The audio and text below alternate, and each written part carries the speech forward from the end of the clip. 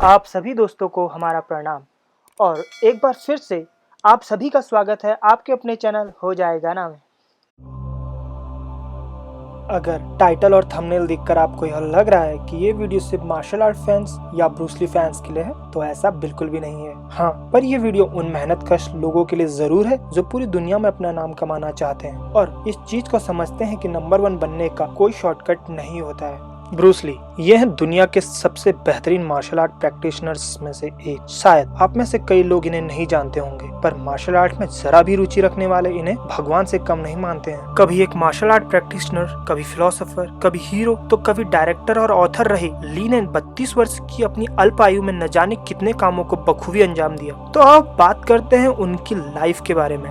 Bruce Lee का जन्म 27 नवंबर 1940 को सैन फ्रांसिस्को के चाइना टाउन में जैक्सन स्ट्रीट नाम के हॉस्पिटल में हुआ था और इनका वास्तविक नाम फुन फैन ली था। कहा जाता है ब्रूस नाम इन्हें हॉस्पिटल की नर्स ने दिया था। इनके पिता का नाम ली हुई चैन था और माता का नाम कैथोलिक था। ली के जन्म के कुछ समय बाद ही ली की फैमिली हांगकांग आ गई। ली के पिता एक ओपेरा स्टार थे और पिता के स्टार होने की वजह से ही एक छोटी सी आयु में ही ये फिल्मों में काम करने लगे थे और गोल्डन गन नाम की मूवी में ये पहली बार नजर आए थे और यहीं से इनका फिल्मी सफर शुरू हो गया था और 16 वर्ष की आयु तक ये 20 से भी ज्यादा मूवीज में काम कर चुके थे। अगर बात करें ली की एजुकेशन की, तो उन्होंने अपनी प्रारंभिक शिक्षा अपने पास के ही एक विद्यालय से ली थी और कहा जाता है कि उस समय स्टूडेंट्स को काफी बुली किया जाता था और इसी वजह से ली सेल्फ डिफेंस लर्न करने लगे। इन्होंने स्टार्टिंग में आत्मरक्षा के लिए विंग चॉन लर्न किया और इसकी प्रारंभिक शिक्षा इन्होंने ग्रैंड मास्टर यिप मैन से ली। वैसे हम विंग चॉन पर पहले ही वीडियो बना चुके हैं। अगर आप भी विंग चॉन के बारे में जानना चाहते हैं तो वीडियो का लिंक नोटिफिकेशन पे दिख रहा होगा और नीचे डिस्क्रिप्शन में भी दिया हुआ है। उसके बाद उन्होंने बॉक्सिंग सीखी और अपने स्कूल में बॉक्सिंग चैंपियन भी रहे और इसी बीच इन्हें मार्शल आर्ट की काफी अच्छी समझ होने लगी और यही चीज उनके पिता के लिए सरदर्द का कारण बन गई, क्योंकि वे सबके लफड़ों में पड़ने लगे और रोज किसी न किसी से उनकी लड़ाई होने लगी। इसीलिए उनके पिता ने ना चाहते हुए भी उन्हें अमेरिका पढ़ने भेज दिया।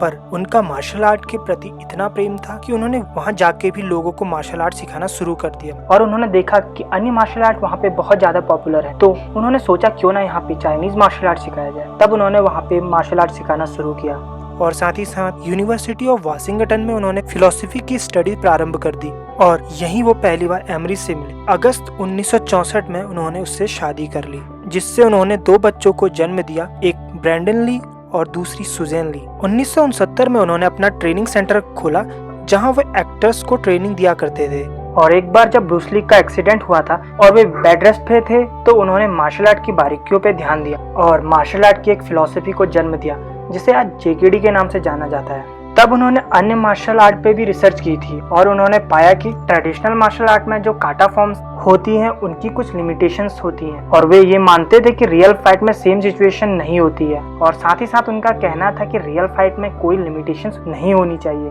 और इसीलिए उन्होंने सारी मार्शल आर्ट की अच्छी चीजों को कंबाइन करके एक डेडली मार्शल आर्ट फिलॉसफी दी और 9 जुलाई 1967 को उसे non classical form of kung fu का नाम दिया, जिसमें उनका कहना था कि मार्शल आर्ट ऐसा होना चाहिए जिसमें मिनिमल एफर्ट में मैक्सिमम इफेक्ट हो और वो भी बहुत तेजी से। बाद में 10 जनवरी 1996 को ब्रूस ली फाउंडेशन ने इसका नाम जून फैन जीत कैंडो रखा, जो कि उनके नाम पे था और उसी समय उन्होंने मार्लोज नाम की एक मूवी में काम भी किया और 1971 में वो रातों रात स्टार बन गए जब उनकी मूवी बिग बॉस आई और उसके बाद उन्होंने फिस्ट ऑफ फ्यूरी और द वे ऑफ ड्रैगन जैसी सुपरहिट मूवीज दी। ली सुपरस्टार होने के साथ साथ ही आर्टिस्ट और एक अच्छे रीडर भी थे। कहा जाता है कि उनके पास एक बहुत बड़ी लाइब्रेरी भी थी और उनकी आर्ट के कुछ नमूने उनकी बुक टाओ ऑफ जीत कांडो में भी दिखती है। 20 जुलाई 1973 की शाम को उनके सर में बहुत तेज दर्द हुआ और उन्होंने एक दवा ली, जिसके कुछ समय बाद ही वो बेहोश हो गए और उन्हें अस्पताल ले जाया गया, पर तब तक बहुत देर हो चुकी थी। दोस्तों, ब्रूस ली के लाइफ से हमें पता चलता है कि आप जिस भी फील्ड में हो, कड़ी लगन और मेहनत करने से आप सफलता के शिखर तक पहुंच सकते हैं और ली की जिंदगी से हमें यही शिक्षा मिलती है।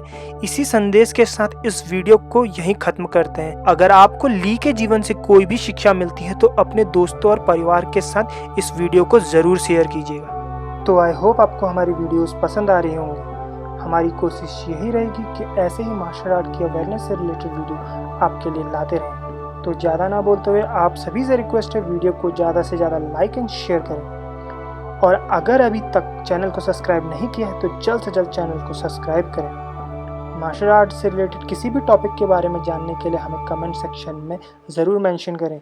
तब तक के लिए जय हिंद।